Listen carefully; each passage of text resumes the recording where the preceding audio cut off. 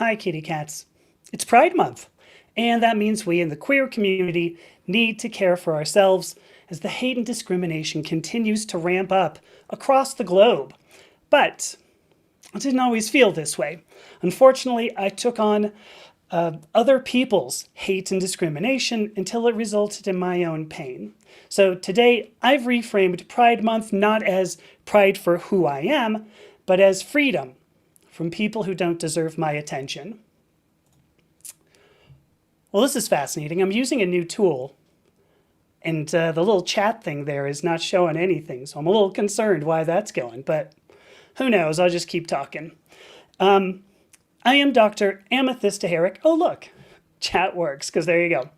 I am Dr. Amethysta Herrick. I'm an author and a podcaster who discusses identity and gender from a scientific standpoint. You can actually check this link below that you see there, purplepawclan.com. You can check that link for more information about me and the work that I do. The website, as I said, purplepawclan.com. You can follow me on all the social networks, as well as read all the articles that I've written and view podcasts that I recorded too. So if you like this content, I hope you'll consider subscribing at purplepawclan.com. You can get a subscription for as low as $5 a month. So there you go. I also like to publish articles and podcasts by other people. And if you're interested, reach out to me. There's a contact page at purplepawclan.com. If you want to contribute your original work about identity and gender, drop me a line there. So, all right.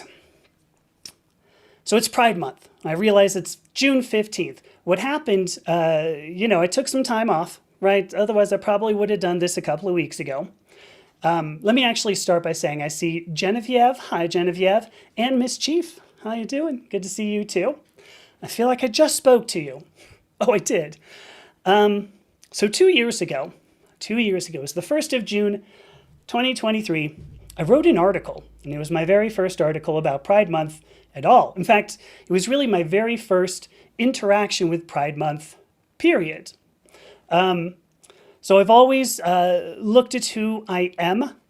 Before I go too far, I'm going to say, look, and I'm seeing comments in the TikTok stream there. I'm going to be talking, and, if I get to your question, then great. Forklift addict, I hope that you do think this seems interesting. 10 plus 20 equals 30, I guess. Do I get offended if people ask if they are genuine? No, I don't, because actually probably 3/4 of this is. So there you go. Very proud of that. Anyway, 2 years ago, wrote an article, Pride Month article. It was called, I Am Not Proud to Be Transgender. And I called it, I Am Not Proud to Be Transgender because I've always looked at who I am as involuntary. Involuntary. I was just born pansexual and transgender. I remember things from my youth where it demonstrated I was both pansexual and transgender. And so to me, like, being proud of this is somewhat akin to being born with like sort of greenish eyes, or being born in California, or being born with purple hair. Okay, that last might not be true, but I figured we can't be proud of something that we don't choose. But aside from that, I also didn't see being who I am as like an accomplishment. I don't think it was an accomplishment to be the person I am. If I didn't choose it, I don't really have any reason to be proud. I didn't work for it. It's not an accomplishment. And I was saying pride should come from choosing to do something and then achieving that goal. And an interesting little tidbit here, about 10 days after I published this article, I got a really mean email. So I got a mean email from got an email from a guy that I had worked with for a long time. We had been friends for a long time, and I'm not going to give the contents, but it was very mean, and it was very, I'm just going to leave it there. What it struck me at that point, despite 50 some odd years at that point of being in the queer community and never celebrating Pride Month, what it struck me is that even if I'm not proud of the person I happen to be, I should absolutely be proud to have made it this far as who I am. And if you're actually watching any of the comments coming up on TikTok, here's somebody who's already misgendered me and said that I'm not talking about anything interesting. Yeah, Pride Month here, you get this kind of stuff. And we should be proud that we made it, that we just make it at all in today's political climate. And in these 2 years that since I published that article, in those 2 years, the attacks on the queer community have only increased. They've only gotten worse. Obviously, our new administration in the United States, I realize not all of you here are from the US. Obviously, our new administration has fueled a lot of hate and discrimination, but I've also watched over the last 10 years, it's being called the gender debate, and I'm going to put that in quotation fingers there. A gender debate, and it's heated up. So let me look at comments here. Okay, I don't have anything. I guess I already answered the 2 things from TikTok there. So live it up, folks, if you're having a good time. I don't know who O is, but O has said, hey, and I'm going to say, hey, good to see you. All right, so moving back to this, what exactly is this gender debate that, again, I have to put in quotation fingers? I wanted to talk about all of this. And actually, before I took this some time off, I was going to do a live stream about the gender debate. And that came from an email that I got in the past few months. A guy reached out to me and he said, listen, I have a lot of frustration, in particular with transgender people who talk about gender. And it was a voluminous email, very voluminous email, all right? And so ultimately I emailed back and I said, listen, what's your motivation here? Like, what do you want to get out of this? I'm willing to talk to you, but like, what do you want to get out of this? And so I got a response, and the response was very different from the first interaction with the guy. Initially, I had sensed anger, a lot of anger, but it turns out it wasn't anger at me, and it wasn't even anger at the debate. What I understood was that it was anger at the people involved. There's anger at the people involved in this so-called debate, and I'm going to put in quotation fingers yet again. He said that he had been insulted by transgender people. And the way that it was put is he was insulted because he didn't agree blindly with everything that they said. And so my interpretation of this was that his frustration came from the lack of discourse. Now I understand that. There is a significant lack of discourse. And that really made me start thinking about this so-called gender debate. I'm going to keep on using quotation fingers because it just seems fun. So 10 plus 20, I'm actually gonna get to you. Let me finish a little bit of the comments I'm going to make, and then I will get back to you, I promise. When you think about this so-called gender debate, both words, sex and gender, are definitions made by science. And as a result, if there's going to be a discussion at all, we should have scientists, people who know the definitions from biology of the 2 words sex and gender. We should be seeing those scientists having this discussion. We should not be listening to Ben Shapiro. We should not be listening to Marjorie Taylor Greene. We should not be listening to Donald Trump. And at the same time, to circle back around to this email that I got, we also shouldn't necessarily be listening to randos on the internet who have nothing better nothing better with their time than to insult other people. So why? Why is this a debate at all? Because when there's something that has to do with science, usually people go, well, I don't know anything about X-ray, technology. Why don't I ask somebody about X-ray technology? Somebody who would know something. But we don't seem to do that here. Why is it a debate at all? Primarily because sex and gender also have aspects of social definitions, social connotations. In fact, the word for it is social constructs, although that's not always how we understand what a social construct is.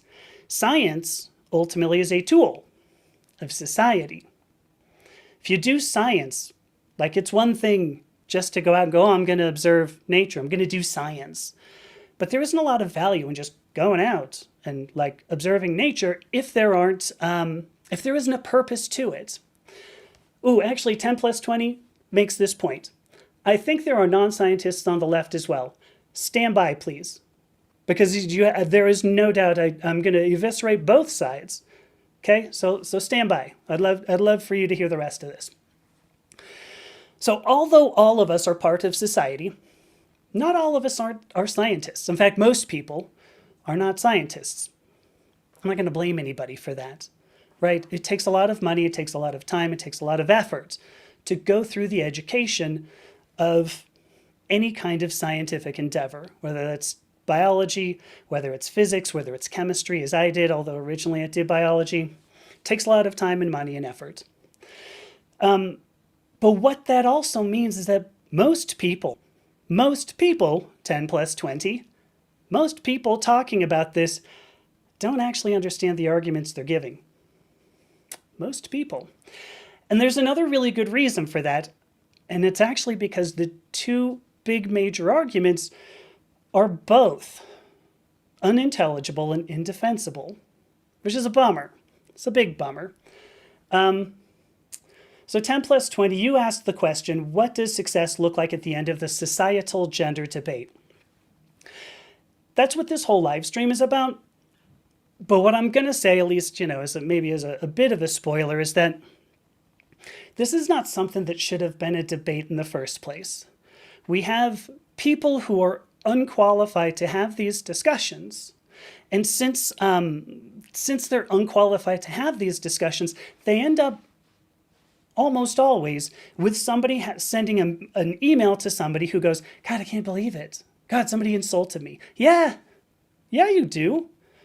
Of course, this is, when you don't have like real arguments, what else do you have to land on? All right. So what should success look like? What does success look like? Success to me is going to be ultimately all of us being able to get along together. I think that's about it. 10 plus 20 says debates happen whenever there are two sides of opposing opinions.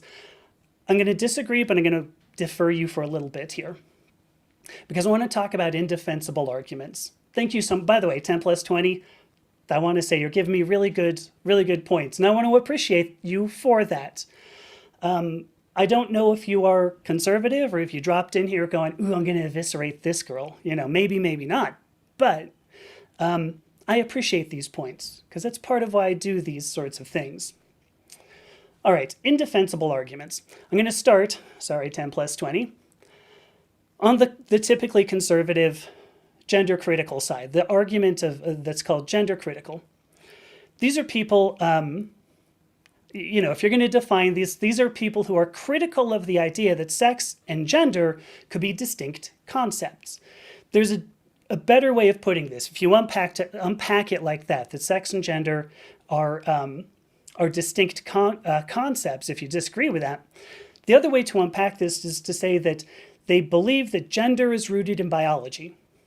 And maybe it's genetics, maybe it's anatomy, but at base, the argument is that sex, gender, sexuality, and identity, ultimately, are defined by biology, set at conception, and immutable.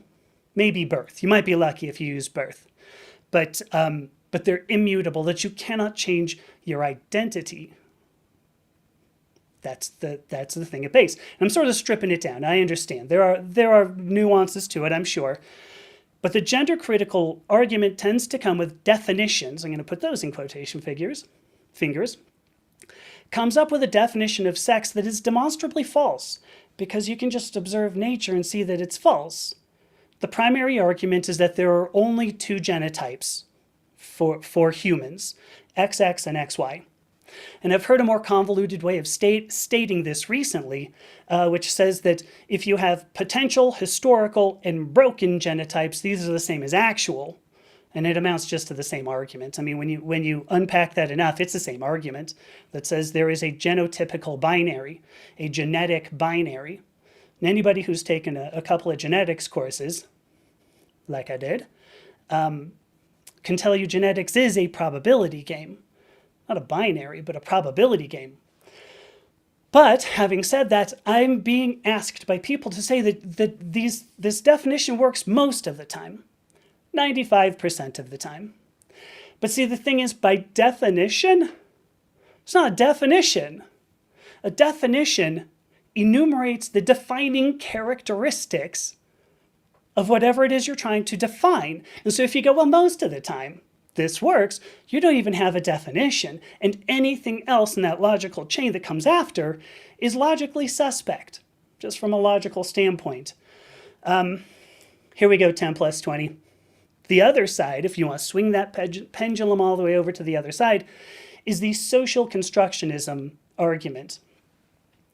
This primarily came because Judith Butler published a book called Gender Trouble. This was back in 1991. Probably a lot of the people on the listening on this live stream now weren't even alive. Anyway, social constructionism. So came from Gender Trouble, published in 1991, and it popularized the phrase "gender is a social construct." Now the thing is that most people, go Vols. First of all, you're in Tennessee, and I went to the University of Georgia, so I might already have to. Anyway, it says there can be multiple definitions for a single word, so 95% will do. Not in science. Not in science. So I'm sorry. You may like the volunteers, but in science you do not have the luxury of having a probabilistic definition. You don't. So.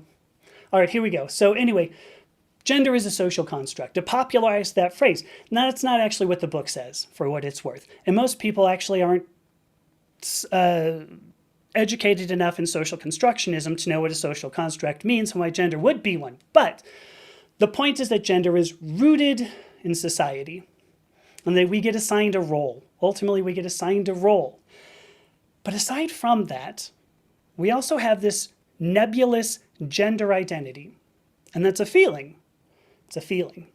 That feeling is whether or not we identify with a sex. And so what happens, we're now back to a place where we require a definition of sex.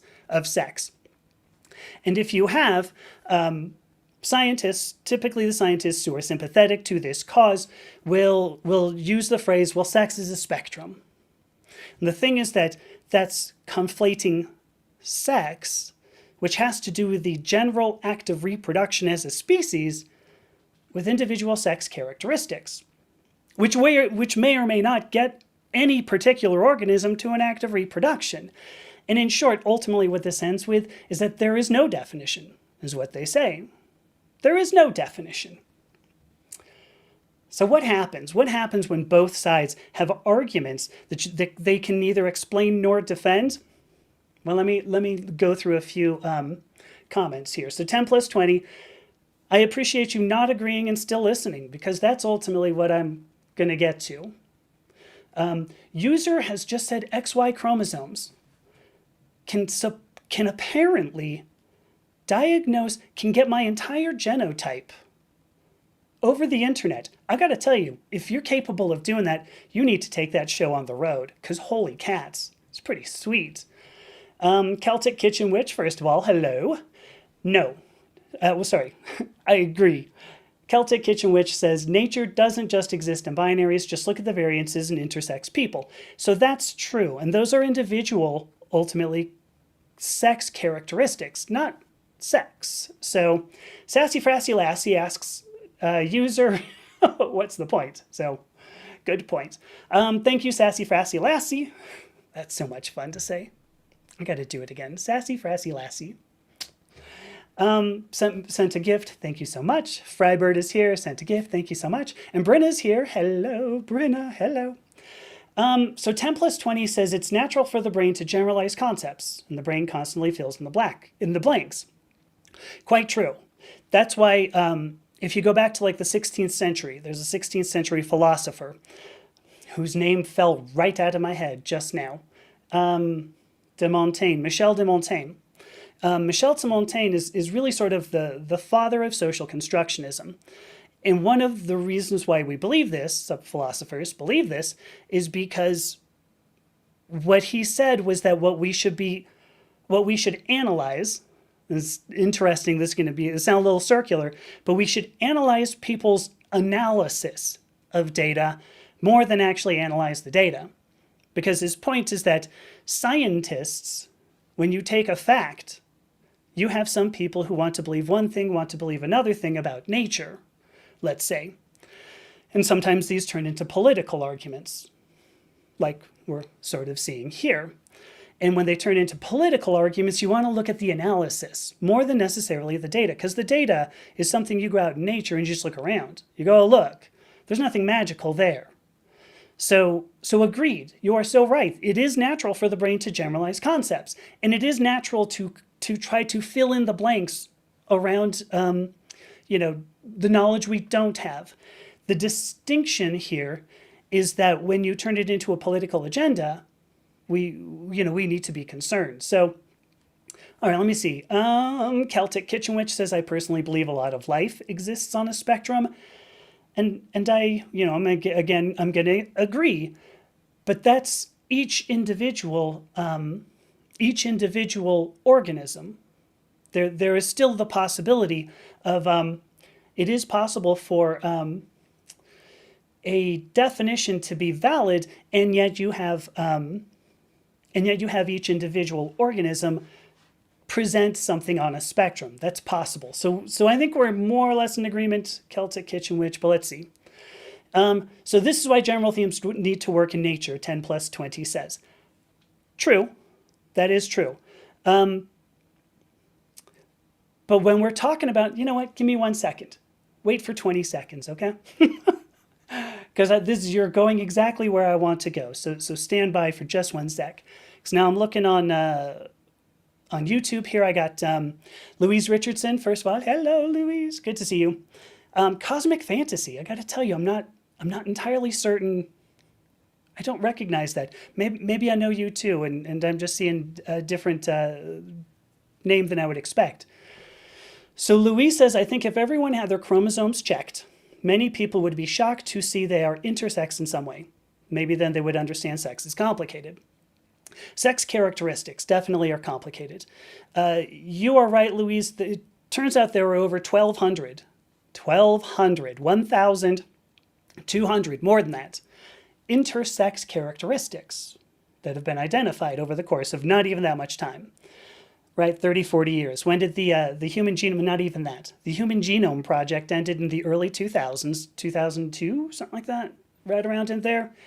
And as a result, we had a lot of information that we could sort of say, well, if we see these presented in certain different ways, we're going to call that an intersex characteristic. It turns out I have an intersex characteristic. I would never have known if I hadn't begun estrogen therapy, but it turns out I don't respond to testosterone very well.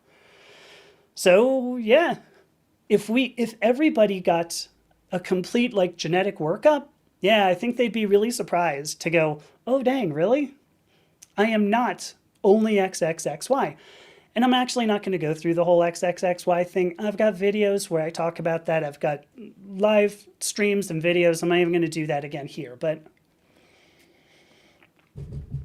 so what happens when both sides have arguments they can neither explain nor defend, and why general themes need to work in nature? The quick result is there's no winner in this debate.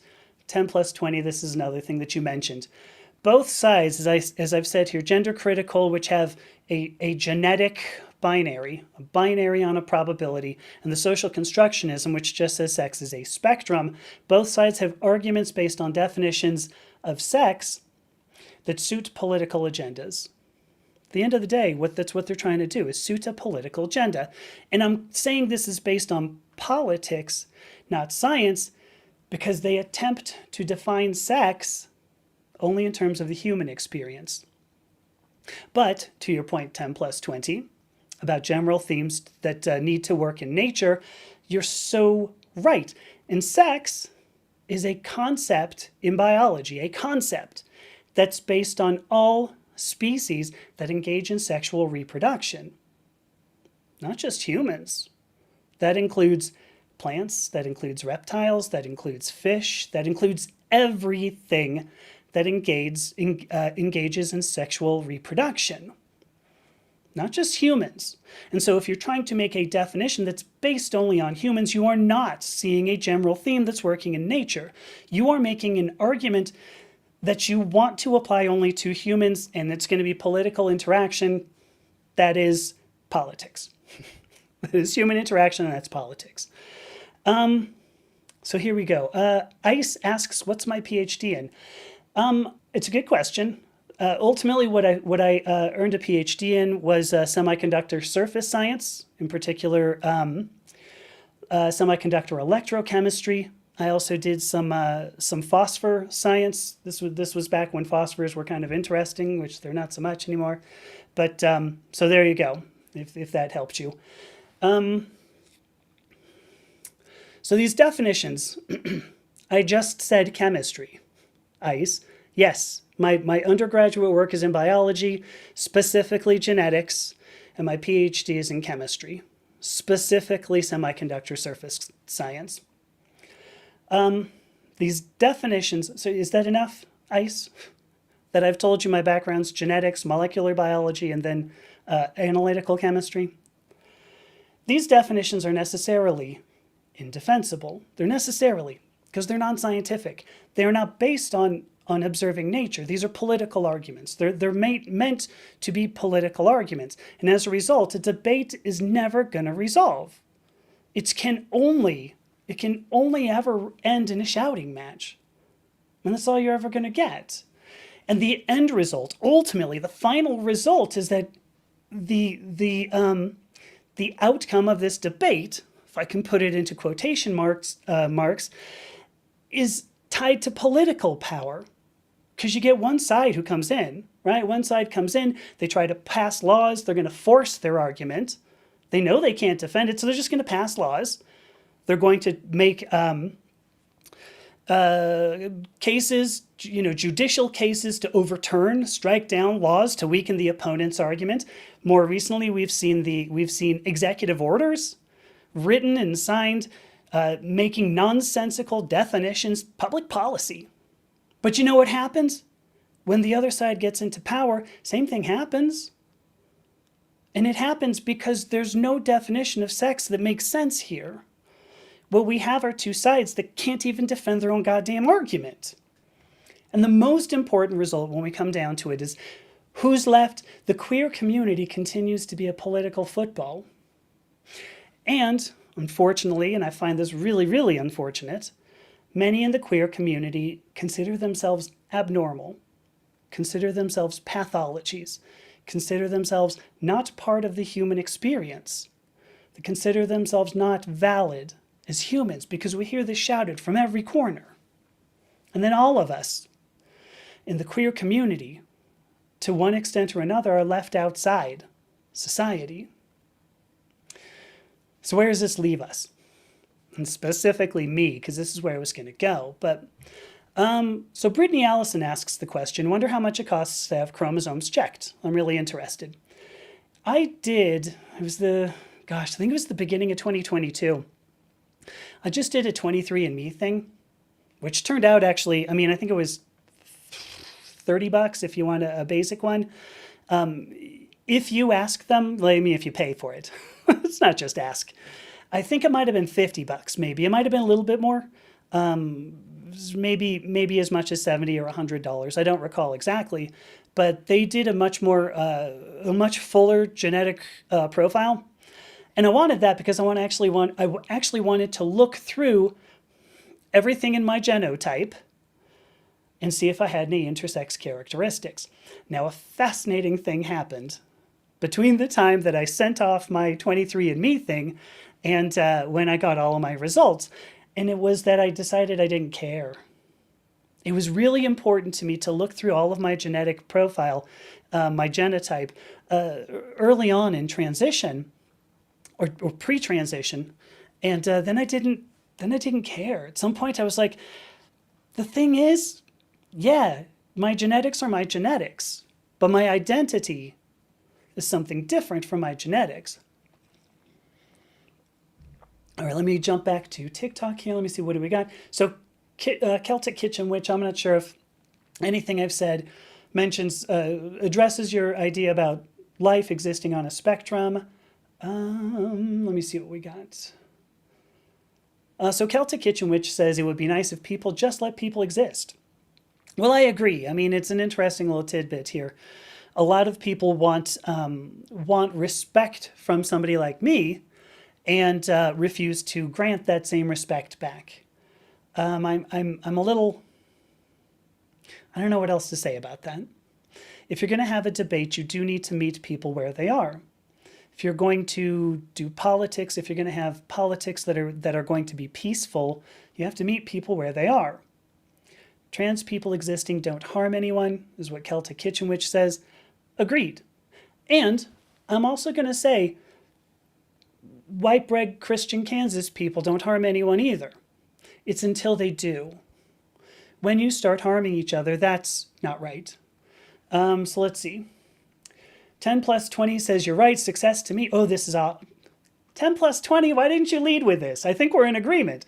10 plus 20 equals says, success to them, I don't know your pronouns, success to them is when nobody cares about anyone's gender, one of two. Well, one of two, I'm gonna strike your one of two, but when nobody cares about anyone's gender, what's the point here? So let's see. And if nobody cares if anyone is misgendered, is the second part of what 10 plus 20 says.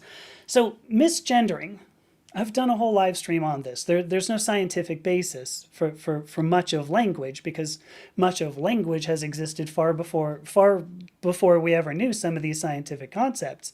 We've post-applied some scientific concepts to it. Misgendering ultimately just comes down to a form of disrespect.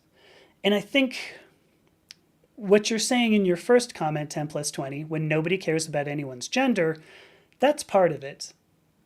You know, if I tell you my name is Amethysta, I expect you to call me Amethysta. If I met you on the street, 10 plus 20, and I don't know what your name is, if I met you on the street and you said, hey, my name is Michael, and I said, well, I have decided to call you Dave, because that's what I decided. Scientifically, every Michael is technically a Dave, and so Dave, it's a pleasure to meet you. Would you like to get coffee, Dave? Because Dave, coffee is great, and I hear people named Dave love coffee, so let's go, Dave.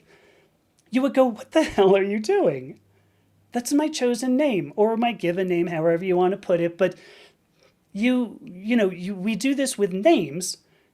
If you don't use my name, what are you trying to prove? What's supposed to be the point there? I don't think there's any. Let me see, what do we got here? So Celtic Kitchen Witch asks 10 plus 20, do you think we should all use gender neutral pronouns? So Celtic Kitchen Witch, I did a live stream on that. We have gender neutral pronouns that go back about 50 years. Well, at this point, yeah, like 50 years. I think they were introduced about 74, 76 in that general area. So we could do that. There are several languages that don't have gendered pronouns, gendered personal pronouns, like Hungarian is a big one. Finnish, I believe, is another. Ones that are in the Finno-Ugrian language stream. If you look back at the Proto-Indo-European roots for gender, so that's actually *-gene. I don't know if you can pronounce these Proto-Indo-European roots, but it had to do with family identity. Had nothing to do with, and I mean, this is Proto-Indo-European. So this is a root that contributed to languages that we see across from India to insular Celtic cultures like Ireland, Proto-Indo-European. That's a long time back. You know, I don't know the exact numbers here, but I think it's supposed to be something like between 5,000 and 10,000 years back. If you're trying to tell me that we had been doing, molecular biology, 10,000 years ago, I'm probably not going to agree. So let me see. All right, so catch and kill, 10 plus 20 says, I'll use them if someone asks me to. I'm polite to a point. I love that. I happen, if I ask you to call me she, and you do, we don't have a problem. There was never a problem. Somebody accused me recently of policing language. And if what you do is impose pronouns on me when I ask you for different ones, what's the difference? Are you not policing language as well? Because if I want to be called she and you call me he, you're policing something just as you're accusing me of policing something. So let me see, what else do we got here? All right, so 10 plus 20 says just move on. Yeah, to a certain extent agreed. But let me put this into perspective, 10 plus 20, because this actually feeds again.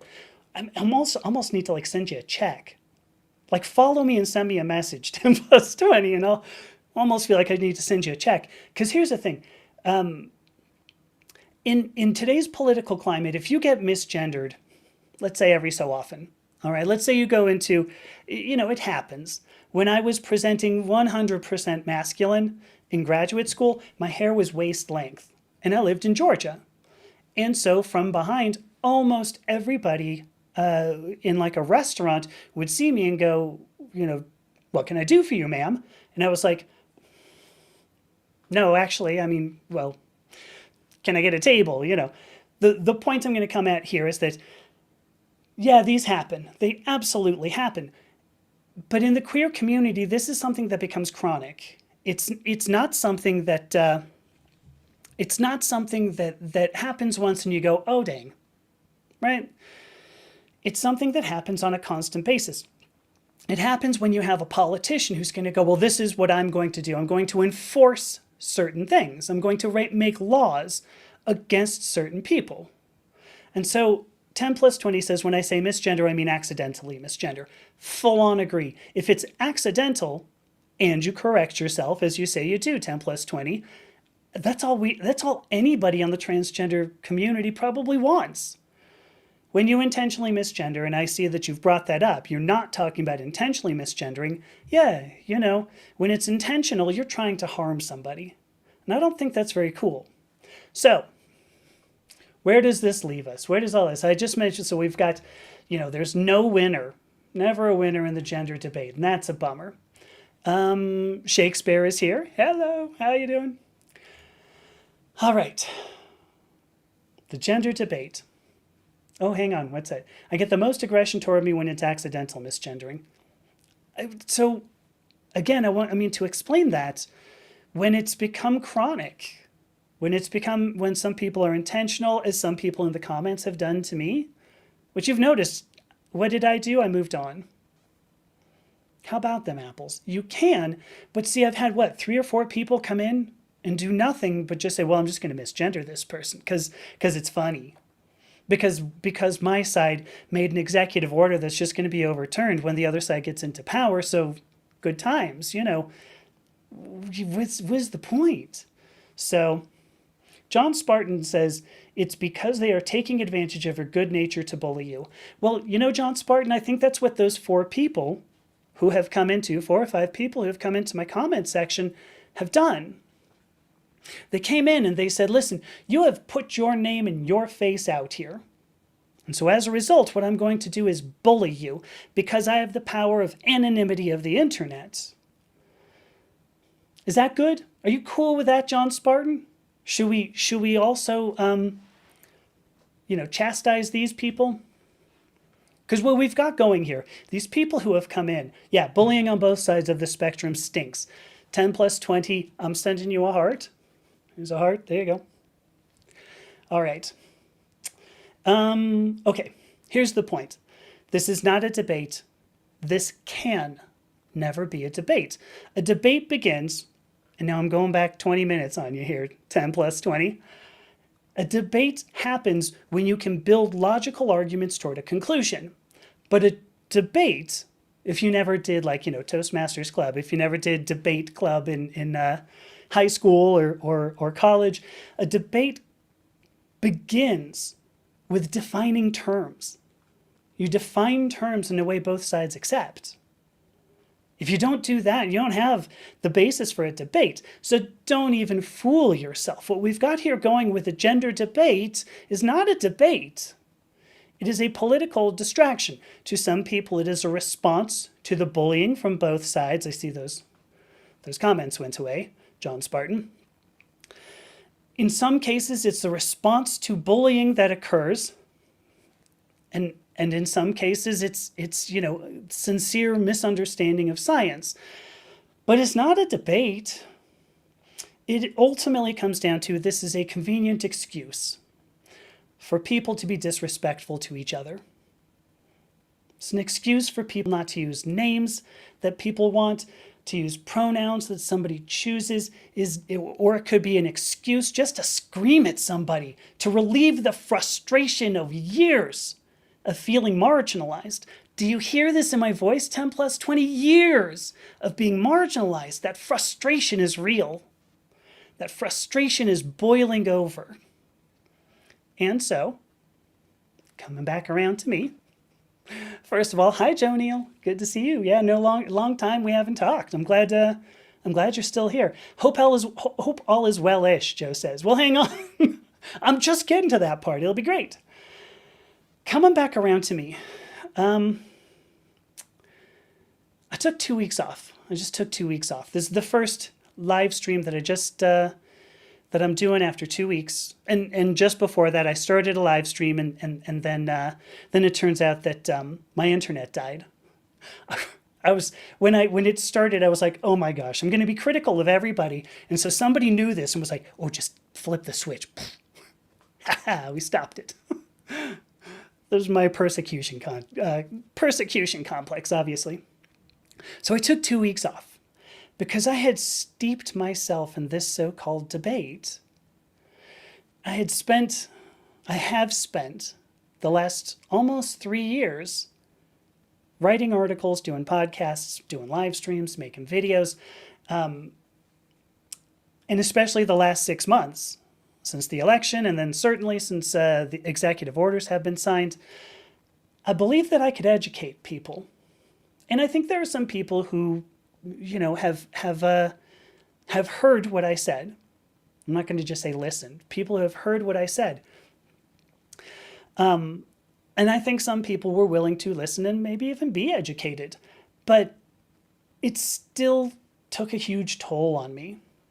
Because ultimately, these are political arguments. They are not scientific arguments, and this debate is never going to end. And so I can continue to bang my head against this. Or the alternative is that it's Pride Month. Right? Here we are in June, it's Pride Month. And we have to be proud. Going back to my very opening statements here, we have to be proud that we made it this far in life. Given everything I've just discussed, given the lives that we have, given my knowledge, at an early age that I am who I am, given, people coming into comment sections and just dumping on me, I mean, we have to be proud that we've made it this far. Frybird says, yay, pride, and I am going to take a moment just to acknowledge every single person who's here now, who will listen to this, make it this far in this video. Well done. God, it's hard to live in this world today. So hard to be queer and live in this world today. So hard to be Christian and live in this world today. So hard to be just a human and live in this world today. So well done. Be proud of that. And you have to care for yourself. You have to care for yourself. At the end of the day, I don't care who you are, you have no responsibility to educate people who choose not to be educated. If you're going to choose not to be educated, I don't care if you have the best of intentions, if you're not going to listen, if you're not going to meet me where I am, if you're not going to be respectful, there will never be a real discussion. Because you're not willing to be respectful. And we can't go anywhere with that. So along with that, we also have no obligation to engage with people who are not experts in the field. Period. There are many people out there who are making content today. They delight only in hurting other people's feelings. They don't care about the science. They don't care about biology. They don't care about people. They don't even care about the politics. Some people are doing this. They just want to make a name for themselves. And some people just want to do harm. I'm seeing them in the TikTok comments. None of that. Everybody here, everybody in the queer community, everybody in the human species, none of them deserves your attention. Do not give these people power over you. Over the past 2 years, I thought that I was serving my community by engaging with these people. I thought I was serving my community. Serving. But all I did was destroy myself in the process. And frankly, that isn't worth it. It's just not worth it. On my part, I'm tired of this not debate. Rather than try to educate people who will choose not to be educated, I'm changing the stuff that I do. I choose to focus on those of us affected by the aftermath of this not debate. My content, I've talked about some science here, and I don't want to talk about it a whole lot more. I'm going to shift my content toward more practical ways to care for yourself, to make it through toward the next Pride Month, to make it through the hate and the discrimination. I'm going to make content that's constructive. I don't want to tear somebody else down. I don't want to try to have a debate with somebody who's not a scientist, who can't even explain the biology they're trying to explain. That's not a debate. It's not even a fruitful discussion. Not if that person comes into it saying, I'm going to try to change your mind. You who has had college courses in this, I'm going to try to change your mind. I'm going to try to change a university professor's mind. No, you don't have the qualifications. And you don't deserve my attention. And that's the same of everybody out here. All right? I'm very proud. It's Pride Month.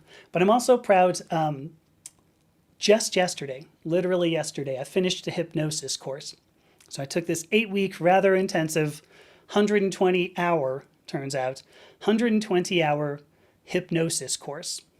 And I loved it. It was so much fun. I had a great time. What I intend to do is shift my content toward how to protect yourself in this world. I'm going to make content about the human experience, which is where I started this whole thing at the end of 2022, where I was just talking about humanity. Maybe I'll talk about science occasionally, but I'm not going to debate fools.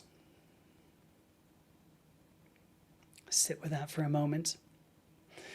That was everything I had to talk about today. I do want to say thank you to everybody who's listened. 10 plus 20 phenomenal questions, and I really, really appreciate everything that you said that challenged me not only in a respectful way, but challenged me in a way that wasn't XY chromosomes, period. There's no challenge in that, so thank you. Frybird says, yay, Pride, and then I'm not lying. Hey, true. Hey, Dakota, Coco is here. Hi. Jojo Coco, there we go. Yay, Pride. Frybird says, I deserve all the good. Thank you. Oh, Tina Purple Lover. Hey, look. I just got my hair done again Friday, Tina. So there you go. Plenty of purple. 10 plus 20. Ooh, I don't know if you're still here. 10 plus 20 says they appreciate my dialogue and have to go. Loved you too. Thank you so much. So Frybird says I should be proud. I am proud now. Ammy, can't you see? I love it when you hypnotize me. Good times. Let me see, what else do we have here? Joe asks an oversimplified question. Is the Phoenix area still good for LGBTQ/trans folks? Gosh, who do I know in Arizona? She is not in Arizona. I think they know. Is not in Phoenix. If you like, though, Joe, I can reach out to them. If you want to send me an email or something, and then I can, or I could actually possibly just get you in touch with them. Maybe that's even easier. But so yeah, if you want me to do that, Joe, just let me know. I'm totally up for it. Shakespeare says 2 nights ago they hosted their first Pride event. Wow, hosted? Good goddess. Says even donating ticket sales for a grassroots trans mutual aid org. All right, listen, I thought that I'd been doing a lot, and now I'm like, wait, you organized a whole Pride event? Look at you. Shakespeare says, bringing people together to celebrate our joy. So true. It's powerful, but it does mean the most when we share it together and manifest our love, happiness, and comfort. Holy cats, if that doesn't say Pride Month, I don't know what does. So thank you so much for that comment, Shakespeare. That was amazing. And thank you for arranging these things, organizing these things. It's not easy, presumably. I mean, I've done things like in a company, organized events in a company, but for like the general public, I think that would be hard.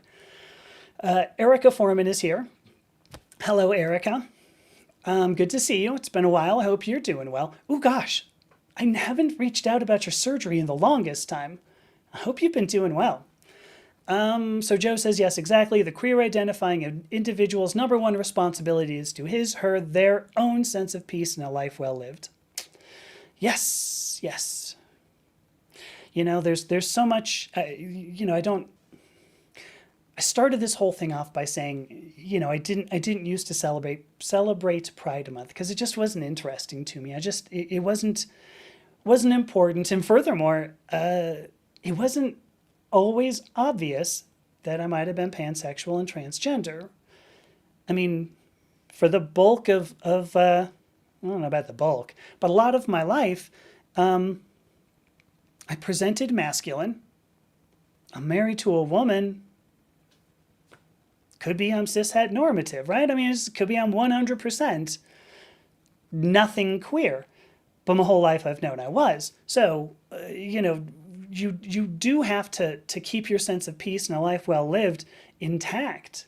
And maybe it's just that I've started to put my face out here, because maybe if I just transitioned and got a new job and, you know, maybe it wouldn't have made a difference. But at the same time, for what it's worth, I'm more enthusiastic about doing stuff like this, because I hope that this kind of thing, I mean, hopefully I made a friend in 10 plus 20 who's not here anymore, but hopefully I made a friend there.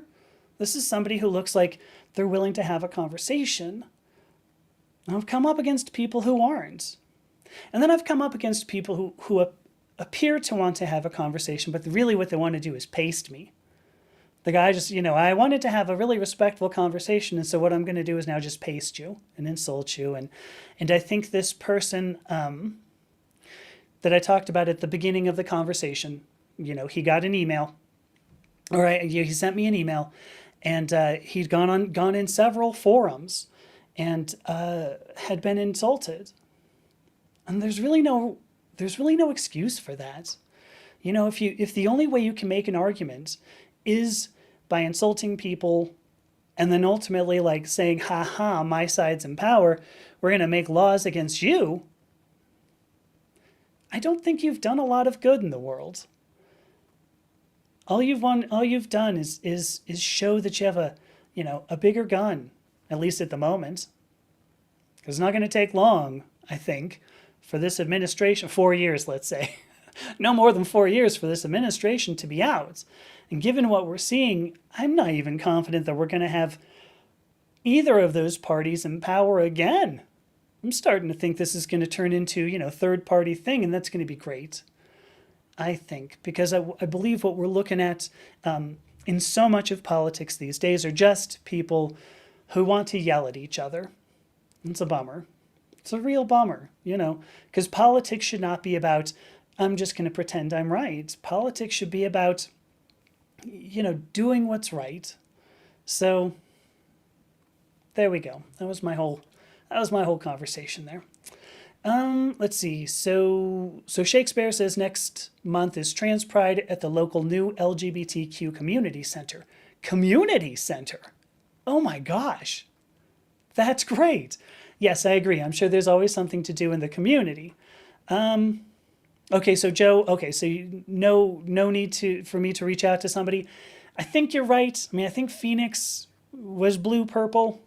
You know, I'm for the life of me, I can't think of where my friend is. The name of the company is right on the tip of my tongue. City, company. The name of the city is right on the tip of my tongue, but yada yada yada. Paste Me. Sorry, Tina. Yeah, Paste Me. Shoot, what is They just want to insult me. They just want to make me feel less of myself. They don't want to have a logical discussion. They just want to make me feel bad. That's what pasting is. So I grew up in the Valley in the 80s. Like totally and radical. I got some sayings that people go, what is that? Are you for real? What is that thing? That's one of them, I guess. Shakespeare is in the YouTube comments. So it is rude, but see, here's the thing. I mean, when you don't have an argument, so I mean, this is half of what I've been talking about. When you don't really have an argument, like what else do you have? If you're willing to go into something and go, oh, I'm going to tell you everything. And then I come at you and I go, well, okay, here's some science. And you go, oh, shit. I don't know how to counteract that. Then you go for, well, you know what? You have stupid hair. Oh, so Frybird wants to know where this community center is, Shakespeare. That's the local new LGBTQ community center. I gotcha, Frybird. Hopefully I can do this both directions. Yeah, see, it's totally tubular. Gosh. So let's see. Shakespeare says, used to stay away from pride, didn't like crowds. Yeah, and had trauma going on. Ooh, yeah. See, trauma. It's a chronic trauma, right? You can't get away from this, and that's the bummer. It's something that just keeps on going. You don't get the bad interaction once. You get the bad interaction over and over and over and over and over. So Shakespeare says getting involved on a grassroots level has been an incredibly fulfilling experience. I'm happy for you. That's great. I think that's really good. Joe Neal says Sanford. Yeah, Sanford. Did I say San Fernando Valley? What did I say? But it was the Valley. It was, it was a little north of the Valley. But mostly what I did was like hang out at the Northridge Mall in the 80s. There were skater dudes going up to each other and going, whoa, yeah, whoa, oh. And that was a whole conversation. You could be watching it going, I wonder what were they talking about? I don't know. It's like skater talk. We don't get that kind of thing. Oh, no? Oh, damn, okay. It's eating popcorn and like an orange Julius. Had to have an orange Julius. See, here we go. Frybird saying Pauly Shore. Yeah, but Pauly Shore. So Pauly Shore was an Encino man. That's South Valley.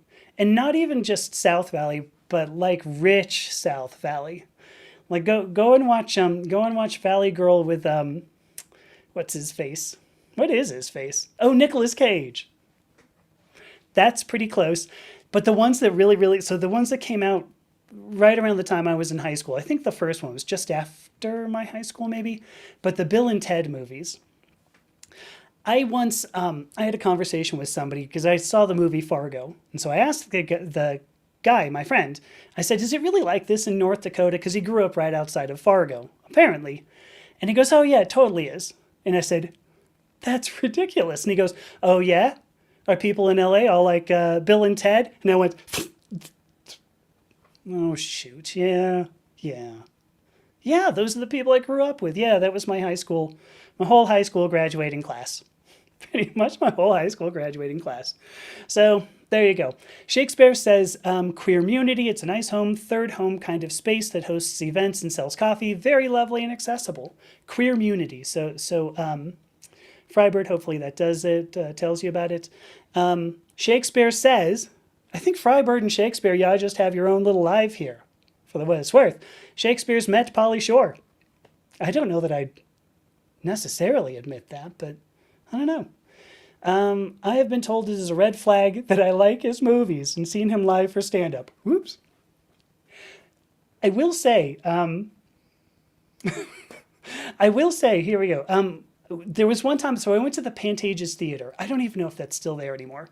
Pantages Theater was in Century City. I can't think of the name of them all. But went to the Pantages Theater to see Cats. I mean, this would have been early 80s. Maybe, I don't know, 80... Well, no, I know I was a teenager. So I think I was probably 13, maybe 14. Anyway, early 80s. Point being that I'm going to see Cats. It was my sister's birthday, so now I know how old I was. But we're walking into the theater, okay? And somebody holds the door open for us. And I'm like, oh gosh, thank you. So polite. Wow, look at that. I feel really, super, super cool and all. And my sister goes, oh my gosh, that's Remington Steele. And for anybody who was not watching TV in Los Angeles in the early 1980s, Remington Steele was Pierce Brosnan's first big role. And it was a TV role. I think that I went on for, gosh, at least 4 or 5 years. Maybe somebody knows. But Pierce Brosnan, who went on to do 007, presumably everybody knows this, went on to become James Bond. I think did one James Bond movie, maybe two. No idea. And then also was in Mrs. Doubtfire. Again, I don't know. Should you admit that one? I don't know. But yeah, Pierce Brosnan. He was just hanging out at the Pantages, like in the less expensive seats. I don't know. Maybe Remington Steele didn't pay that well. I have no idea, but I take that guess. So, all right. It is now a couple minutes past the hour. Let me just say once again to everybody, I got Joe Neal, I got Shakespeare, I got Tina, Purple Lover, I got Frybird. Oh, I got Angel. Hi, Angel. Erica. Oh, shoot, I can't scroll back on YouTube.